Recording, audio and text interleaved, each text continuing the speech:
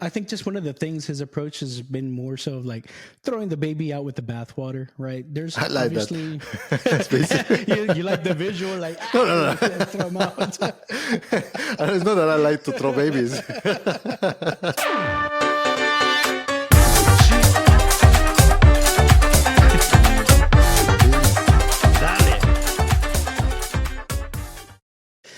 And Billionaires Watch today, we're going to All talk right. about Bill Ackman.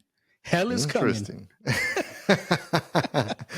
All right. So this guy, if you don't know him, he's like me, gray hair, right? All the way. I still have some black hair on me, believe it or not. Yeah, this guy is completely white hair. I remember his kind of like a interview on CNBC or any of those financial shows because he's kind of like a hedge fund, like Wall Street guy. Mm-hmm. He was invited. This was probably maybe February 2020, before even the whole pandemic, before COVID like really broke out. literally. And basically, that's what he said: "Hell is coming."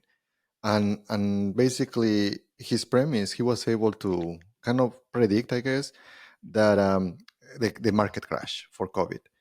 So he netted it after his bet, because remember, these guys are the best gamblers of all. If you want gains, you don't go to NFL, bro. You go to freaking stock market. You don't go to Vegas. Stock market, yeah.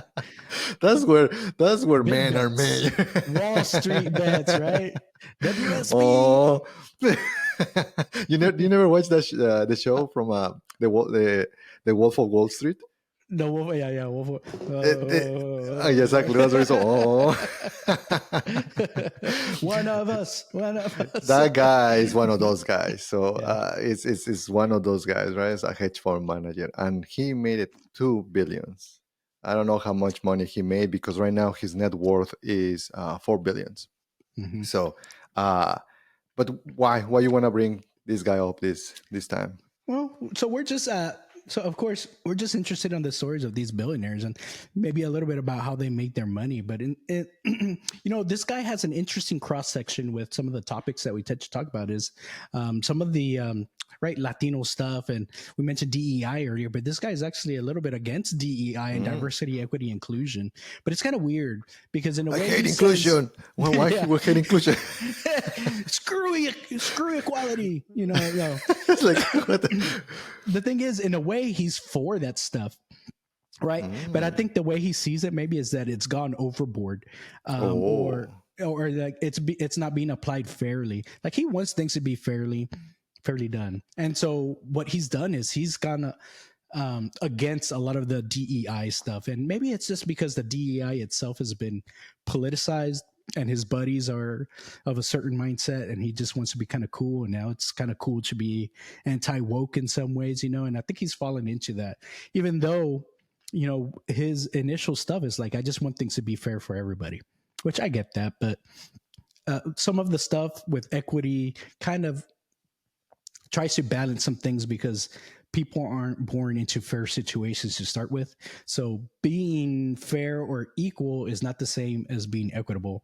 And there's a whole thing you can get into with that. But anyways, pulling back away a little bit from that, I'm just really interested in the guy because he's had this crusade against DEI now. And I know, I don't know if you're familiar with what happened, like kind of with the Harvard president recently with this plagiarism stuff. I remember seeing something, but I didn't spend a lot of time there. What happened? Yeah, like well, she was doing some type of in Congress, doing some testifying about something or other, and it came out again. They dug up maybe something that she did as part of her PhD or something there at Harvard, and they found out that there was some plagiarism in there. Now, plagiarism can mean a lot of different things. I'm not exactly sure what she did, but he basically led the whole thing to get Harvard's first Black president fired, which was her. So he did his MBA at Harvard. So he has some skin in the game for that. I'm sure he doesn't want, bad repute to come to Harvard and things like that. But he was very vocal about it to bring her down. And one of those things also played into kind of the DEI because she was I think the first black president of Harvard. And so it blew up into this real big thing. But this guy is really more interested in now, right? He was a hedge fund guy. Now he's, like all the billionaires, once they get to a certain state, they want to start doing other alternate type of things to either grow their money or to affect rules and laws and things like that. I, as you are mentioning, sometimes these guys, and I get it, it's a pendulum, right? If you hit too far, maybe these people are trying to bring it more closer to the center, right? More balance.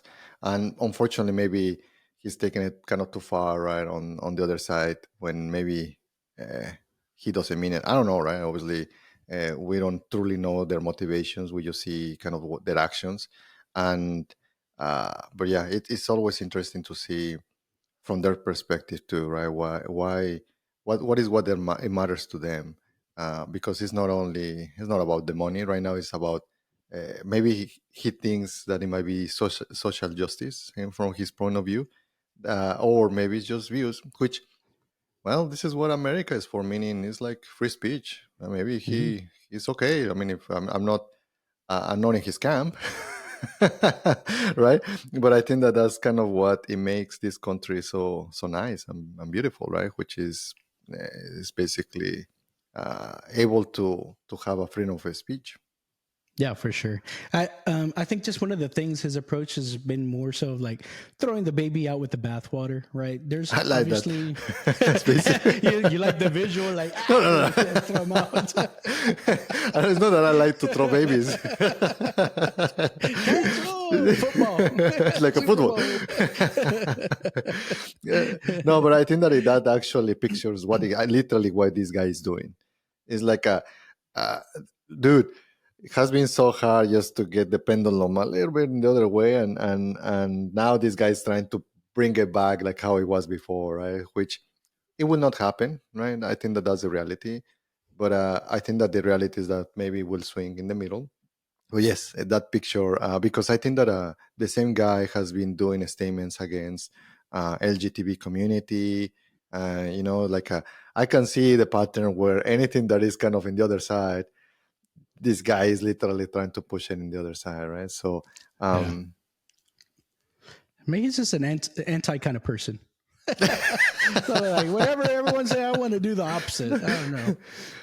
I mean, and there's value on sometimes seeing these people, because I mean the guy's a billionaire. He's not a dummy, right? He's not a fool. So there might be something that maybe a point of view, right? I'm not saying, and once again, I'm very unbiased on these things, right? Well, you know what? That's a good point, because he does a lot of shorts also. Like all these Wall Street guys, he does a lot of shorts. I think he had one very famous short, which was like the Herbalife. He did like a very, like he's like, this is going to shit, is going to go down. And I think he made a lot of money shorting that business, whereas a lot of people use stuff like that to make their living. They go and sell this stuff. So I think it can piss a lot of people off. So, but again, Bill Ackman is kind of just one of these Wall Street guys. We wanted to bring your attention to him. He's kind of a big player, I think, recently, and a lot of things, at least during this post-COVID stuff. His net worth is over $4 billion right now.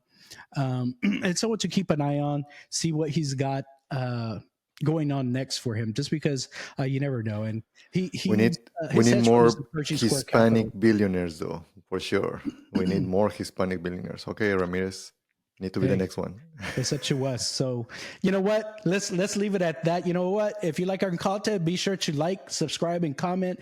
We love to hear from you. It'll give us ideas on what to talk about next. Hopefully, we inspire the next billionaire out there. Hopefully, it's one of us Latinos, and we got to get onto it, man. You know what? Dale. Peace.